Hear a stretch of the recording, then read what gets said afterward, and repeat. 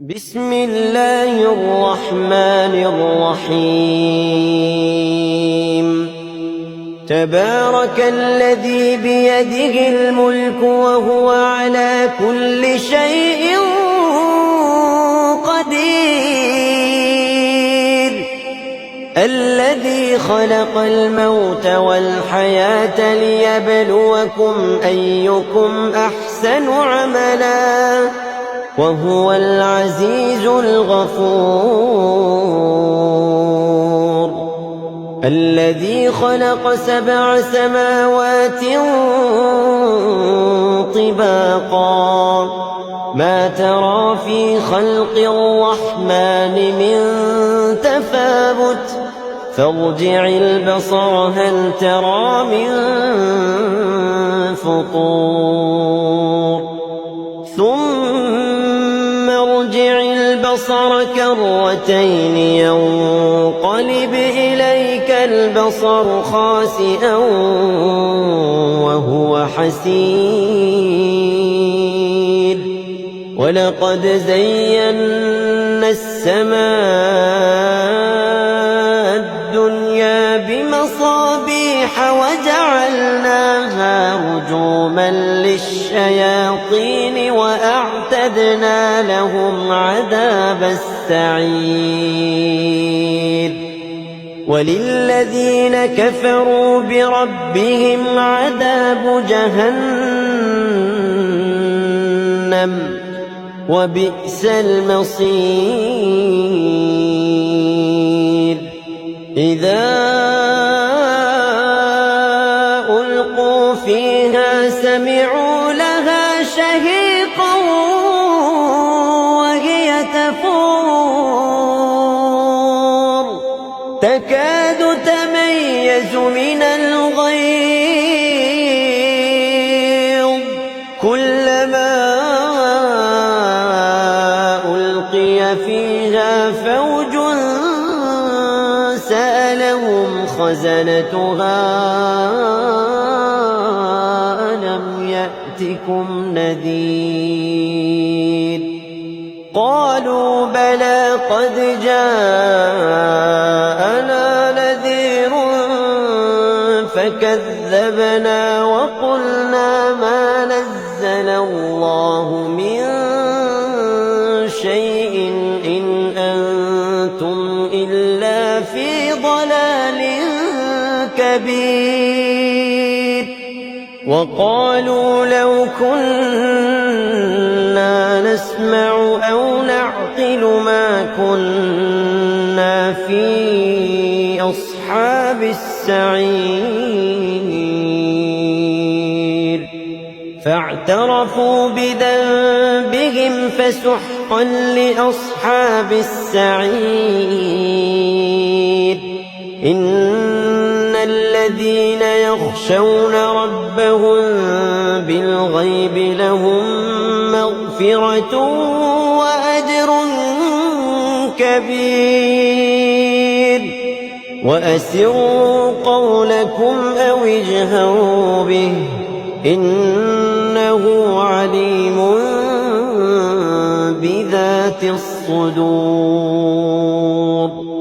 ألا يعلم من خلق وهو اللطيف الخبير هو الذي جعل لكم الأرض ذلولا فامشوا في مناكبها وكلوا من رزقه وإليه النشور أأمنتم من في السماء أن يخسف بكم الأرض فإذا هي تمور أم أمنتم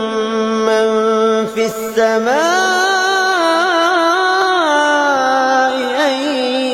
يرسل عليكم حاصبا فستعلمون كيف نذير ولقد كذب الذين من قبلهم فكيف كان نكير أولم يروا إلى الطير فوقهم صافات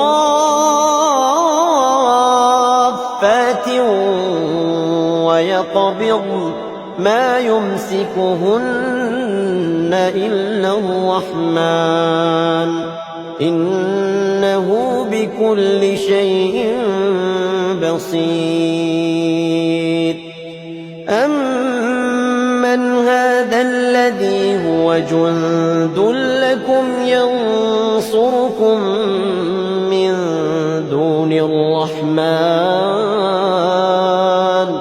إن الكافرون إلا في غرور أمن هذا الذي يرزقكم إن أمسك رزقه بل لجوا في عتو ونفور أفمن يمشي مكبا على وجهه أهدى أمن يمشي سويا على صراط مستقيم قل هو الذي أنشأكم وجعل لكم السمع والأبصار والأفئدة قليلا